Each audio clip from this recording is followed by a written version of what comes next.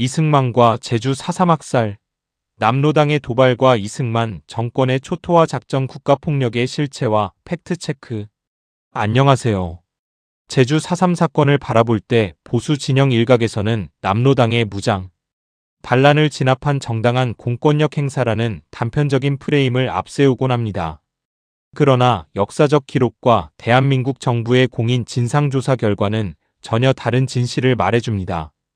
제주 4.3 사건은 스탈린과 평양의 지령에 종속되어 극단적 무장투쟁으로 치달은 남조선 노동당, 즉 남로당의 무모한 도발과 이를 빌미로 이념과 무관한 수만 명의 무고한 민간인을 초토화 작전으로 학살한 이승만 정권의 국가폭력이 결합하여 빚어낸 한국 현대사 최대의 창극입니다. 남로당의 실체는 과연 무엇이었으며 왜 제주도민들이 그 극단적 대립의 틈바구니에서 처참하게 희생되어야 했을까요? 실증적 사실과 공인된 근거를 바탕으로 그 진실을 짚어보겠습니다. 첫 번째로 살펴볼 부분은 남조선 노동당, 남로당의 결성과 실체입니다. 창당 배경을 보면 1946년 11월 해방 전국에서 박헌영이 이끌던 조선공산당과 여운형의 조선인민당, 그리고 백남훈의 남조선신민당 좌파 세력이 소련 군정의 지도와 압박 아래 강제로 통합하여 출범한 남한 내 공산주의 정당이었습니다. 이는 국사편찬위원회 한국현대사 사료총서에 기록되어 있습니다. 초기 세력과 대중적 기반을 살펴보면 일제강점기 독립운동 경력과 친일파 청산, 무상몰수, 무상분배 방식의 토지개혁 구호를 내세워 창당 초기에는 노동자와 농민, 청년 지식인 계층의 수십만 명 규모의 광범위한 대중적 영향력을 행사했습니다. 하지만 과격한 폭력 노선을 선택하며 합법성을 상실하게 됩니다. 1946년 정판사 위조 집회 사건 이후 미 군정과 정면 충돌하면서 대구 10월 1 사건과 총파업 등 과격한 폭력 투쟁 노선, 즉 신전술을 채택했습니다.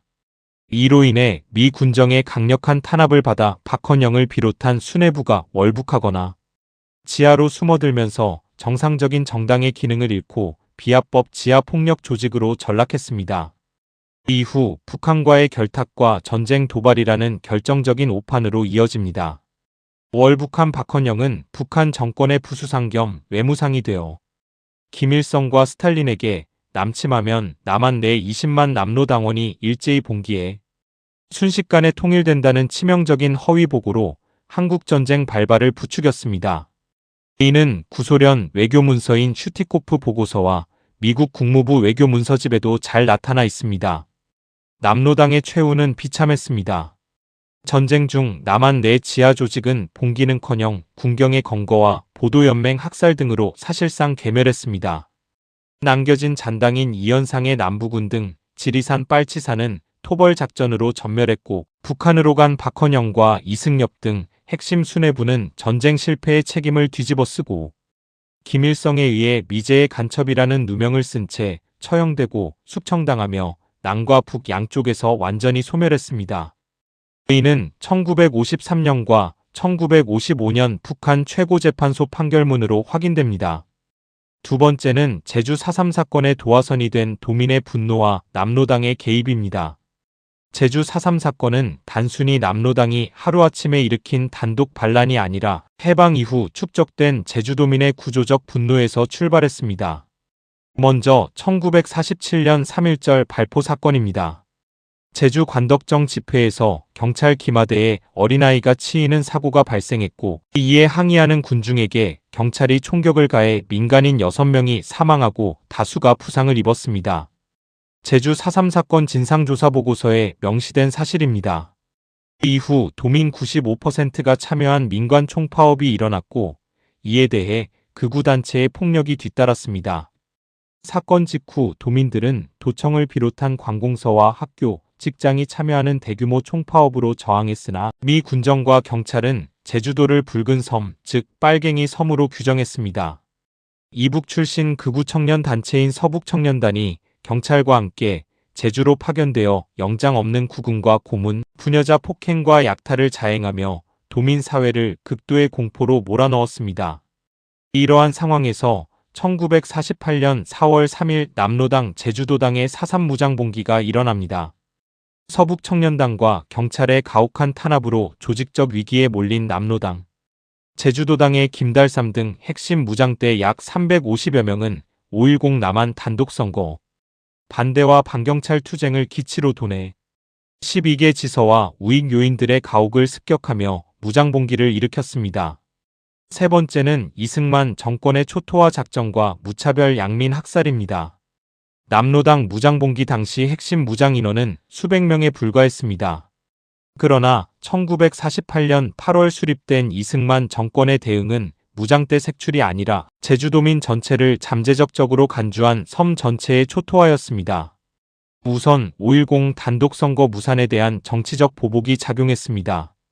제주도는 5.10 총선에서 주민들의 투표 거부로 전국에서 유일하게 북제주군, 갑과 을 2개 선거구의 선거가 무효 처리되었습니다. 단독정부 수립을 통해 권력을 장악하려던 이승만 정권 입장에서 제주는 정권의 정통성을 훼손한 괘씸한 지역으로 낙인 찍혔습니다. 미 군정 및 중앙선거관리위원회 기록에 남아있는 내용입니다.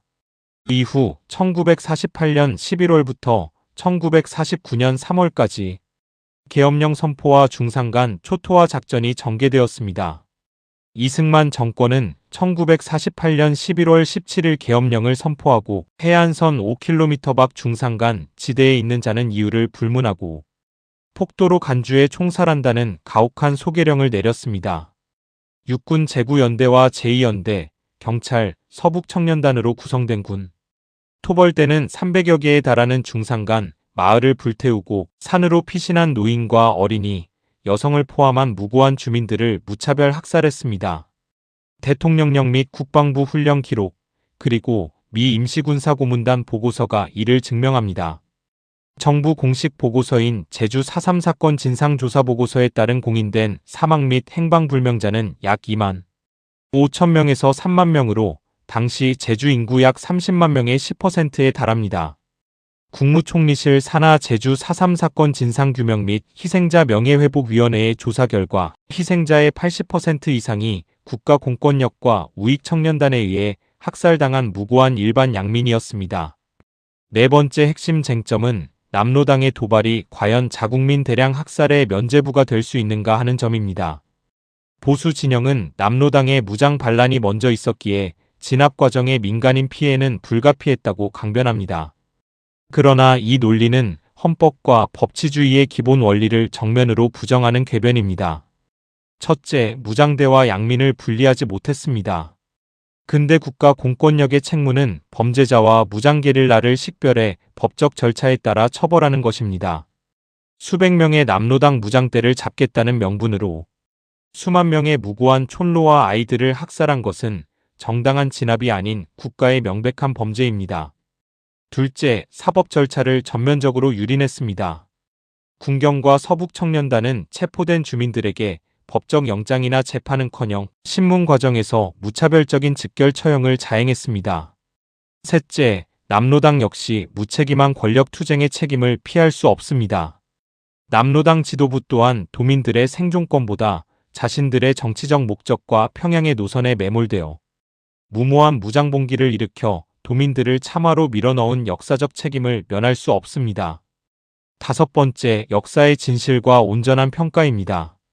제주 4.3 사건은 극단적 이념에 눈이 멀어 도민을 사지로 몰아넣은 남로당의 무모한 도발과 정권 유지와 맹목적 반공주의를 앞세워 자국민 수만 명을 도륙한 이승만 정권의 잔혹한 국가폭력이 합작한 비극입니다. 남로당의 폭력적 실체를 비판하는 것과 그 과정에서 국가 권력이 저지른 초법적 민간인 대량 학살의 책임을 묻는 것은 결코 양립할 수 없는 문제가 아닙니다. 남로당의 과오를 방패막이 삼아 이승만 정권의 국가폭력을 정당화하거나 건국의 영웅으로 미화하는 행태는 억울하게 목숨을 잃은 3만 영령과 역사적 진실에 대한 명백한 왜곡입니다.